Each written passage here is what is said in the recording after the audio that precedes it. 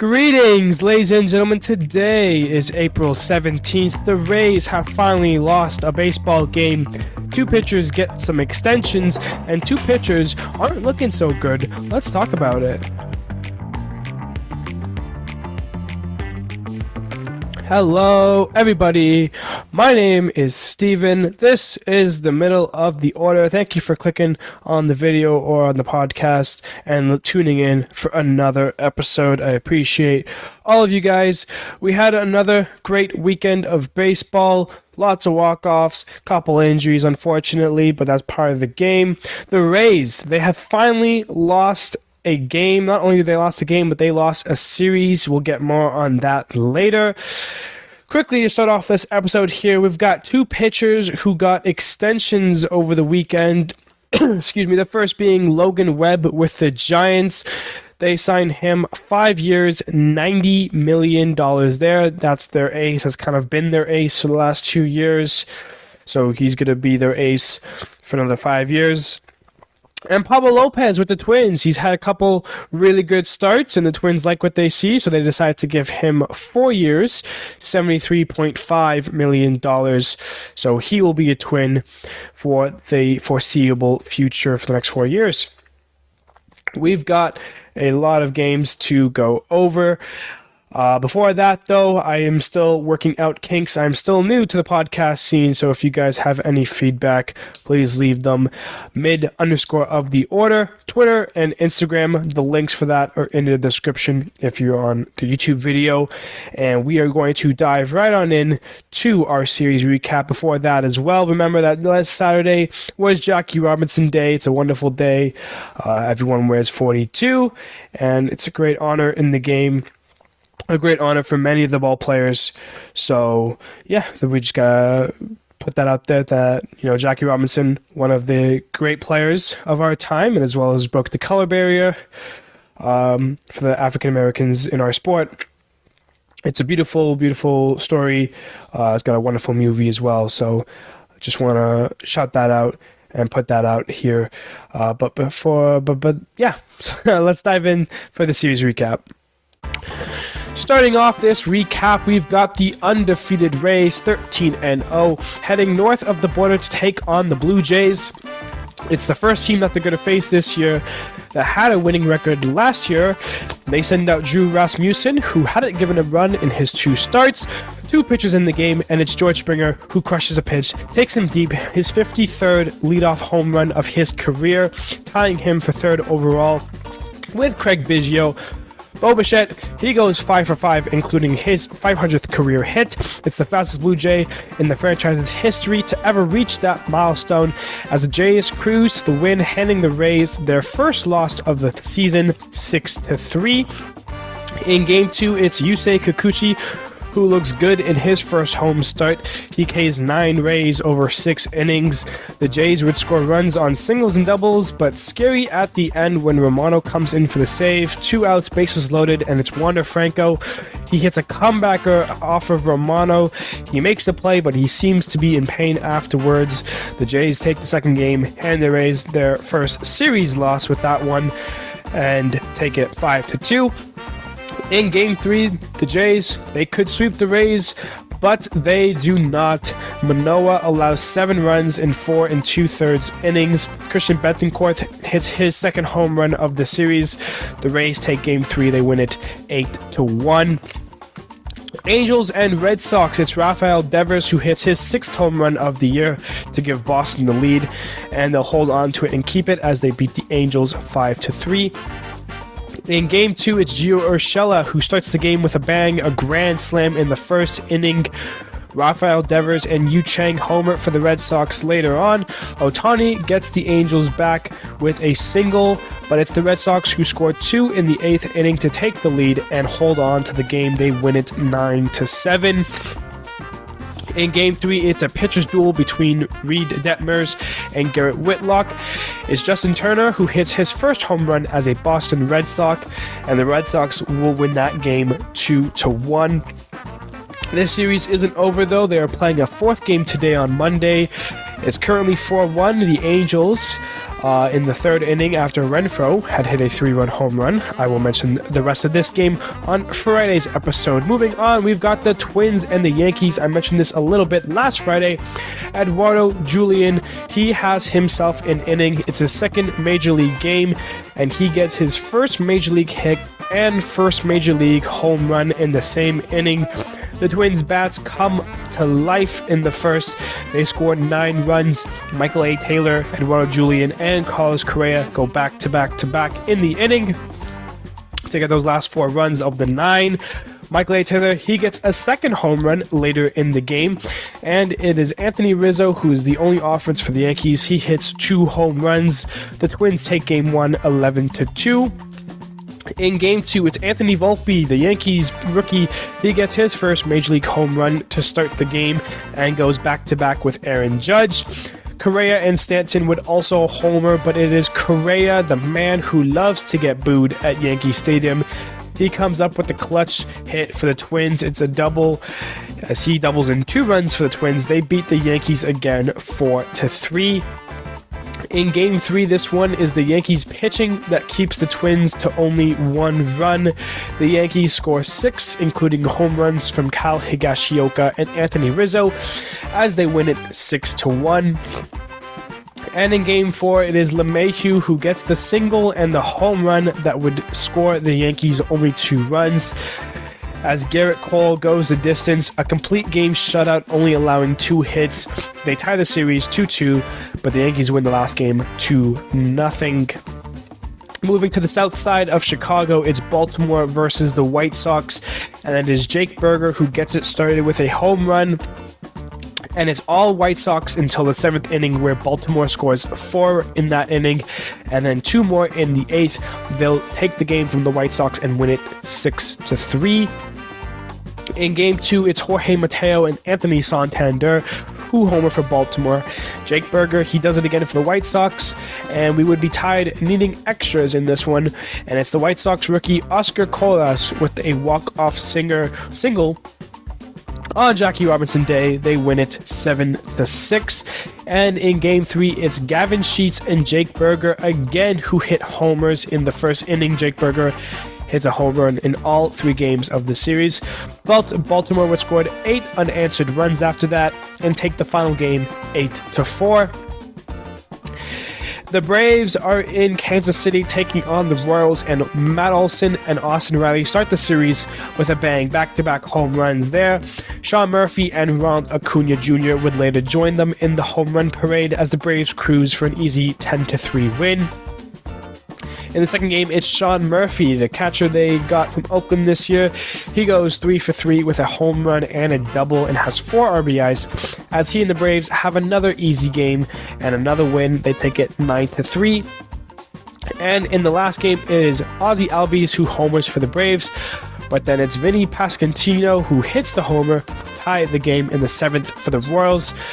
Vaughn Grissom, the Braves' young guy, he singles in a run in the 9th inning to give the Braves the lead that they would hold on to, and the Braves will sweep the Royals. They take it 5-4. The Giants are in Detroit taking on the Tigers, who have the lead before J.D. Davis hits a 3-run shot to tie the game and send it to extras. But it's Nick Maton for the Tigers who hits a 3-run walk-off home run as the Tigers win the game 7-5. In Game 2, it's J.D. Davis who hits another home run in the series as the Tigers have to score 3 in the 8th to tie the game, which they do. Baez with the double that scores 2, and Torkelson, ties the game with a single to left, as this one also needs to go to extras. But it's who else but Miguel Cabrera, as he gets the pinch hit walk-off single for his 16th walk-off of his career, his 3,095 hit 3 days before his 40th birthday. The Tigers win this one 7-6. And in Game 3, it's Mother Nature who plays a point in this one.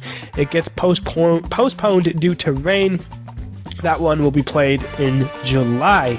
So the Tigers take the series 2-0. It's the Rangers and Astros, and despite Yordan Alvarez and Martin Maldonado hitting home runs for Houston, Adolis Garcia's home run and Nathaniel Lau's 2-run single leads Texas for the win. They take it 6-2.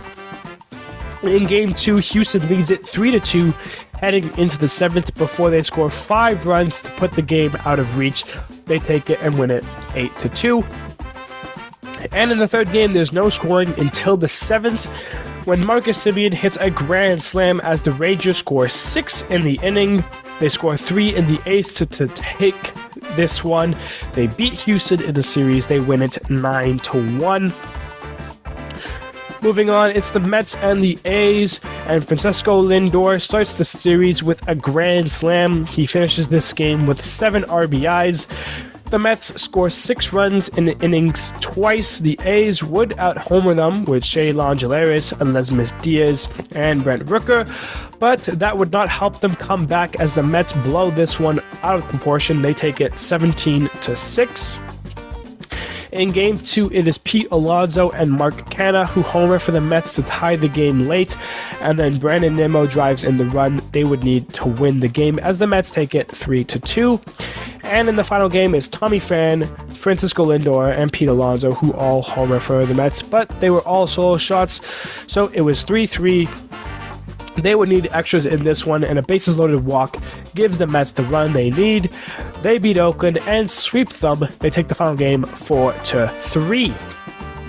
Moving on, we've got the Colorado Rockies in Seattle to take on the Mariners. Chris Bryant, he homers for the Rockies in the first, but it's Jared Kelenic who gets his 4th home run to continue his streak going back to last week. 4 straight games with home runs.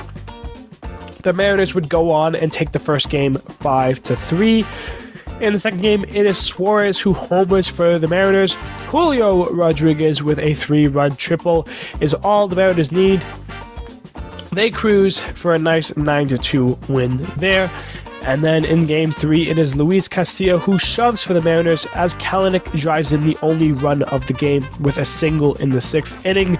The Mariners sweep the Rockies. They win it 1-0. Guardians and Nationals. It is Luis Garcia who hits his first home run of the year as the Nats have the lead, but it's Josh Bell who hits his first home run of the year and his first as a Guardian. The Guardians score 4 in the late half of the game. They win this one 4-3. In Game 2, it's Jose Ramirez who finally hits his first home run of the year. Josh Bell gets some insurance late with a double. The Guardians take it 6-4. And in the last game, it's Yeimer Candelario and Luis Garcia who homer for the Nats as they take the final game. They avoid getting swept. They win it 7-6. The D-backs and the Marlins. The Marlins score 5 in the 4th inning, and that's all they would need as Trevor Rogers goes 6 innings, striking out 7 as the Finns win it 5-1. In Game 2, it's Garrett Hampson who gets his first home run as a Marlin.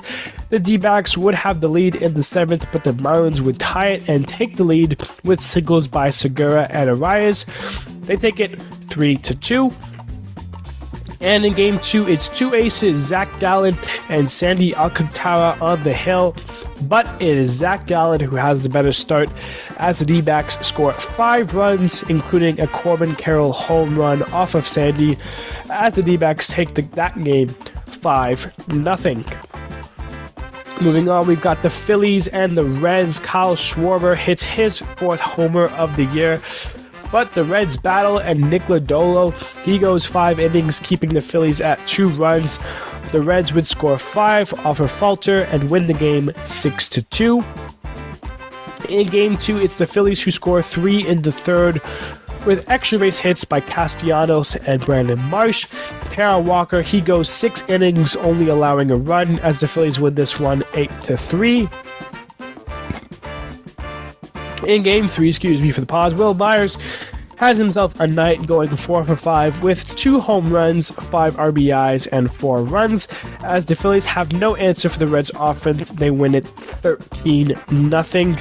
But in the final game, the Phillies answer by scoring 14 runs, 9 of which come in the first inning after a leadoff home run by Bryson Stott. The Phillies tie up the 4-game set 2 apiece with a 14-3 win.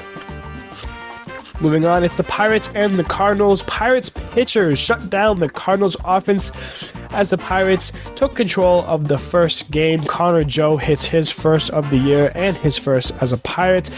That puts them up 5-0 for the first game. In the second game, Nolan Gorman continues to hit the ball well as he drives in a run on a single to add insurance for the Cardinals. Giovanni Gallegos comes in for the save.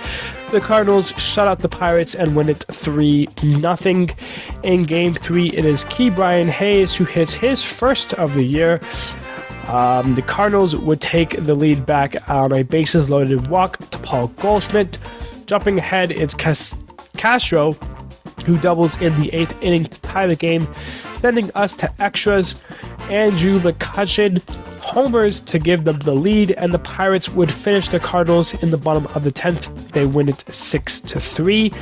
And in the final game, Pirates up 3-1 in this one before Lars Nootbaar hits his first of the year to tie the game. We would need this extras in this one as well. This time it's Tommy Edman who singles up the middle for the Cardinals to walk it off. They win it 5-4. Brewers and Padres, 4 home runs in this first game, 2 for each team. It's Ray Tellez, Manny Machado, Mike Brasso, and Trent Grisham. The game is tied. We have to go to extras. Riley Tellez with the sac fly for the Brewers, and it's Joel Payamps who gets the save for the Brewers. They win it 4-3. In Game 2, it's Christian Yelich. He homers after the Brewers get 4 in the first inning. Tellez gets his second home run of the series, and later his third, as he hits another home run in this game. Luis Campusano hits his first of the year for the Padres, but the Brewers take it 11-2. In Game 3, we are in the Crone Zone. It is Jake Cronenworth. He goes 3 for 4 in this one, 2 home runs, a walk, and he drives in 6 runs to help the Padres take it 10-3. And in the fourth game, Yu Darvish and Wade Miley, they are in a pitcher's duel. Both went 7 innings. Both allowed only 4 hits. Yu Darvish struck out 12, while Wade Miley strikes out 8. But the only run that was scored in this one was off a sac fly by Brian Anderson off of Darvish. Miley gets the win. Darvish gets the loss. The Brewers win this series 3-1. They win the final game 1-0. And lastly here, we've got the Cubs and the Dodgers, and it's home runs galore in the first game. Chris Taylor and Max Muncy homer for the Dodgers. Ian Happ, Patrick Wisdom, Seiya Suzuki, and Yan Gomes hits 2. They all hit home runs for the Cubs. They take the first game 8-2. In the second game, it's the former Cub, now Dodger, Jason Hayward, who crushes a baseball to center field, but it's former Dodger, now Cub, Cody Bellinger, who robs him from a home run. So that's really fun for us, a little back and forth there. Bellinger had some fun with the fans after that by throwing his hands up in the air like, why are you guys booing me? You know, you used to love when I did that. Dave Peralta, he walks it off for the Dodgers with a 2-run single. The Dodgers win it 2-1. And in the final game here, Chris Taylor and Patrick Wisdom, they homer again in this series. But it's Cody Bellinger, his home run, that would win it for the Cubs against his former team. The Cubs beat the Dodgers in a series 3-2. So to start off, we got our game of the weekend. There was plenty of great games, plenty of walk-offs. But I'm going to go with the Blue Jays and the Rays, handing them their first loss. We go to Friday. Jose Barrios taking the hill against Drew Rasmussen. We talked about how Rasmussen hadn't given up a run all season. Today, he gives up 5 runs. He walks 4, strikes out 4, gives up the home run to Springer to start the game off, a leadoff bomb. Springer's 53rd career leadoff home run. He ties Bichette at 3rd. One more will tie him for 2nd, and then he's got a long way to go to get first place there. Bichette, we mentioned he went 5 for 5, his 500th career hit, the fastest Blue Jay in franchise history. And the game really got away from the Rays in the 5th inning. Colin Pouchet came in relief. He ends up walking Kirk for a run. He walks Espinal for a run. And just when you think they're getting the double play to end the inning, it's an error by Wander Franco, throws it away from second base. That allows 2 more runners to score. And that made it 6-1 at the time. Josh Lau and Christian Bentoncourt would homer later for the Rays, both solo shots, but that would only make it 6-3, which was the final. Romano gets the save there, and the Blue Jays hand the Rays their first loss of the season. I mean, the Springer home run was kind of like, oh damn, like this isn't a normal game, Rays, like you're playing a good team for once. And I mean, yeah, the Rays had a very easy schedule, but they did what they had to do. They won their games. Everyone's lost, contending teams have lost to teams that shouldn't be contending this year. The Guardians have lost to Oakland. It's hard to win every single game against every team that you should be better than. But the Rays did a really good job at that. Their streak ends at 13-0. They lose, and then they lost the next day, and then won the final game. So the Rays are sitting at 14-2, still the best team in baseball going off of record, but that is your game of the weekend. Moving on, we've got our hot and colds. Starting off with our hots, the Braves catcher Sean Murphy, he went 5 for 11, 7 RBIs, 2 walks. He hit 2 home runs in the series, scored 3 runs.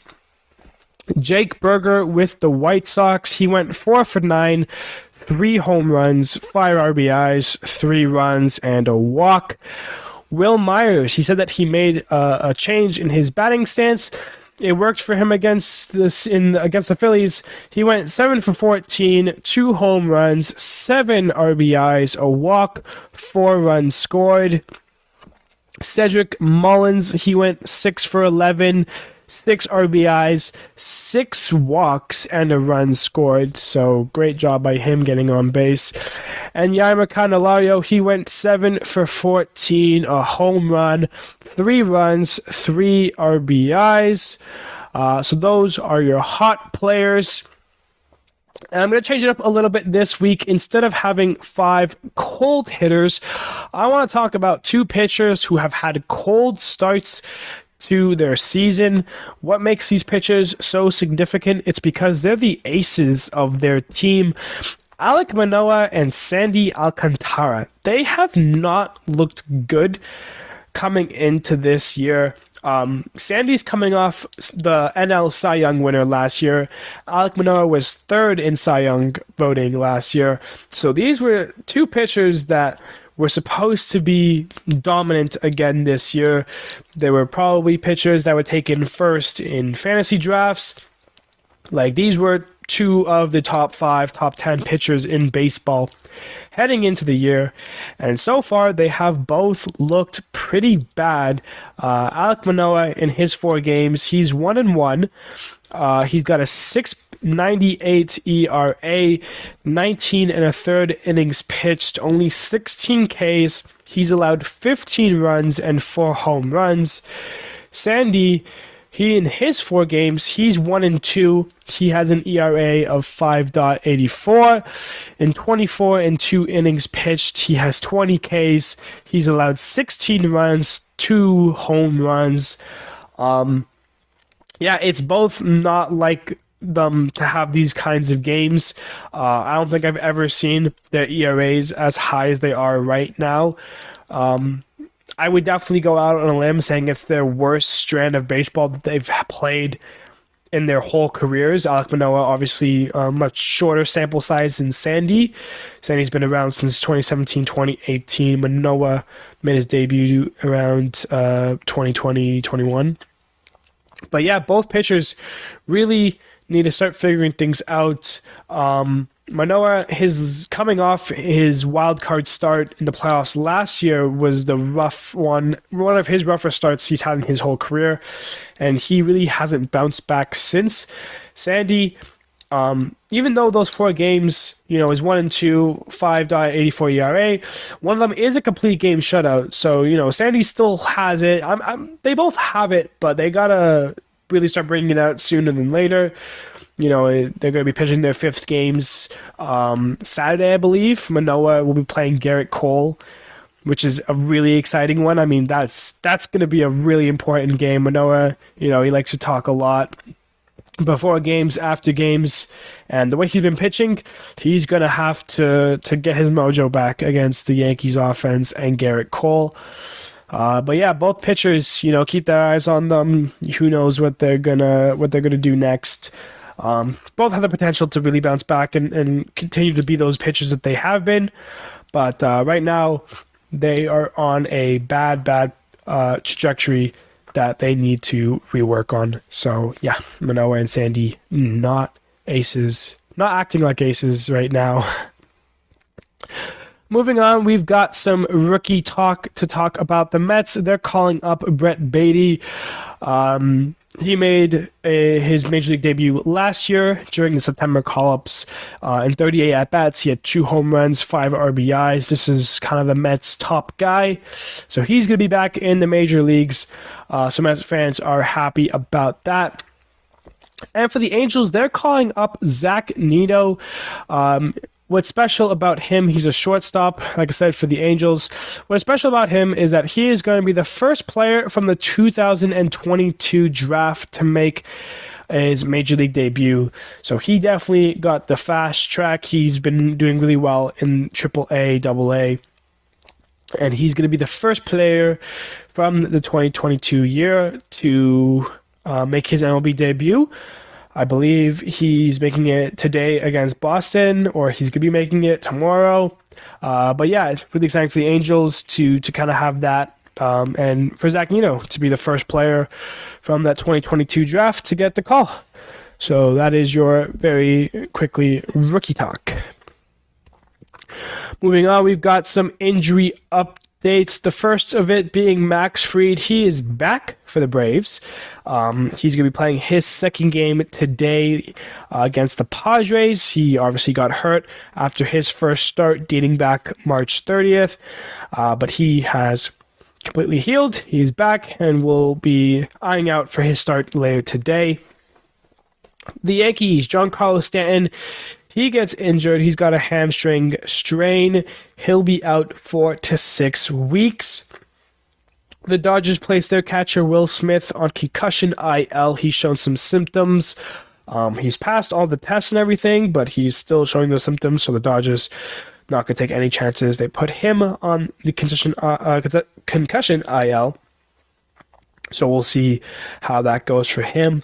We talked about briefly Romano. He got hit with a comebacker to end the game. He pitched in Friday, and then he got hit with a comebacker on Saturday, so he wasn't going to pitch Sunday regardless. But his status remains unknown. We don't know if he'll be out for any amount of time or if he just needed a couple days to heal and rest up. So we'll keep an eye on that. And then, might have mentioned this last episode, but Jeffrey Springs for the Rays, he's missing at least 2 months with an arm injury. He was having a really great start to the season for Tampa Bay. He was 2-0, .56 ERA, 16 innings pitched, and 24 Ks, only the 1 run given up. So for the Rays, it's a big loss. And we're hoping he gets back healthy and playing with the team soon. Moving on, we've got our outstanding performances. We talked about all of them briefly in the recaps. First of all, we got Zach Gallen. He went 6 2/3, only allowing 2 hits and 7 strikeouts. Luis Castillo, he went 7 innings pitched, 2 hits, 9 strikeouts for the Mariners. And for the Yankees, Garrett Cole, the complete game shutout, 9 innings pitched, 2 hits, 1 walk, and 10 strikeouts. Those are your outstanding performances of the weekend. So now quickly here at the end of the episode, just want to mention once more Tatis. He's gearing up. He has been hitting home runs. He is dominating in AAA on rehab assignments. His suspension ends Thursday, so by next week, we should be talking about Tatis doing something crazy for the Padres as he will be back there. The week series, the upcoming series of baseball. The Angels are in New York taking on the Yankees. The Twins are in Boston to take on the Red Sox. The Guardians will be taking on the Tigers. Phillies and White Sox. Rangers and Royals. Blue Jays and Astros. Cubs and Athletics, the A's. The Brewers are in Seattle to take on the Mariners. Baltimore is in Washington for the Nationals. The Giants are in Miami for the Marlins. Rays in Cincy for the Reds. D-backs and Cardinals. Pirates and Rockies. Braves and Padres. That's a fun one. And more fun than that, the Mets and the Dodgers. Those are your 15 series for the upcoming week. That is going to be all for today's episode of the Middle of the Order. Thank you guys so much for listening. If you're new, please feel free to subscribe. Helps the channel out, helps me out. I hope you guys have wonderful weeks, and I will see you guys for the Friday episode. Thank you guys.